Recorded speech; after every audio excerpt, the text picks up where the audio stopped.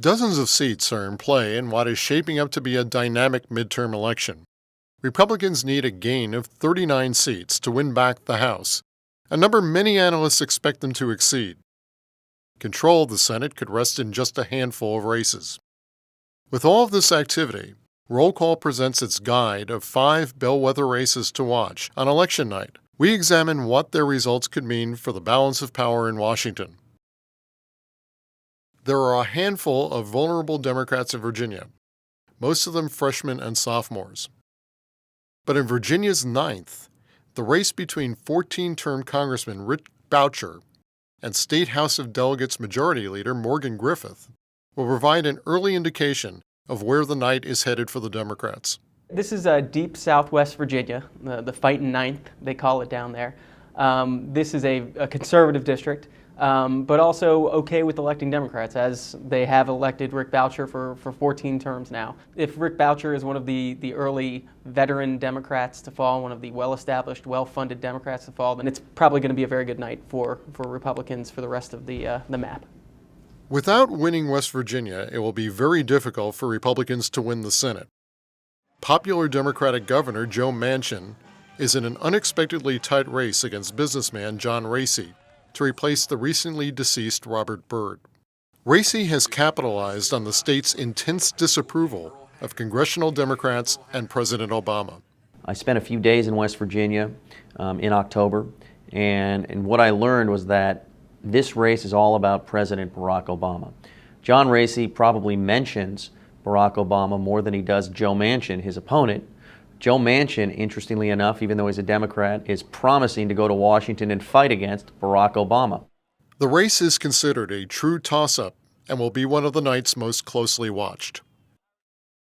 Pennsylvania's 8th district is a microcosm of the dynamic playing out in the rest of the country. Voters elected Patrick Murphy as part of the Democratic wave of 2006. Now Murphy faces the man he beat in that race, former Congressman Mike Fitzpatrick. While the energy is with the Republicans, Murphy's strategy has been to motivate his base and convince undecided voters that he is the best candidate to move the district forward. I tell you what, there's so many families that are hurting out there, and they know what's at stake. They know who got us in this ditch, and they know who's trying to get them out of this and work our way out of this recession. Congressman Murphy likes to blame everybody but himself for the condition we find ourselves in 2010. The fact is, when he took office, the unemployment rate was 4.6%, and he has doubled it with his national policies that he has enacted. If Democrats like Murphy can hold on to their seats, Republicans are going to have to count on pickups in even more hostile environments. Democrats actually have a few pickup opportunities of their own in places like Illinois' 10th district.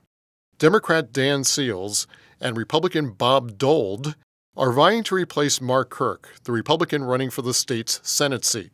Seals ran for this House seat twice against Kirk and lost, but is optimistic about his chances this year. Everything is different. The situations that we're working on in terms of the economy, the fellow I'm running against is much more conservative, and frankly, the starting point is different. I'm already well known in the district, and my focus on small business, education, innovation, and reducing the debt has gotten a lot of traction and support. Well, this is a seat that could stem the tide for Democrats. When they're losing a lot of seats that are close, this is a seat that could flip in their favor.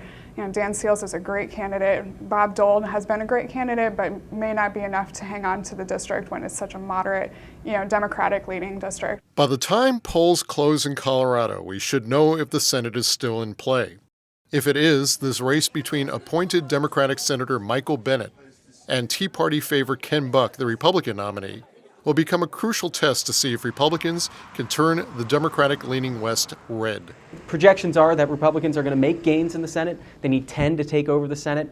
Colorado is a crucial pickup for Republicans if they're going to make it to 10, because there's really just 11 Democratic-held seats in play in the Senate.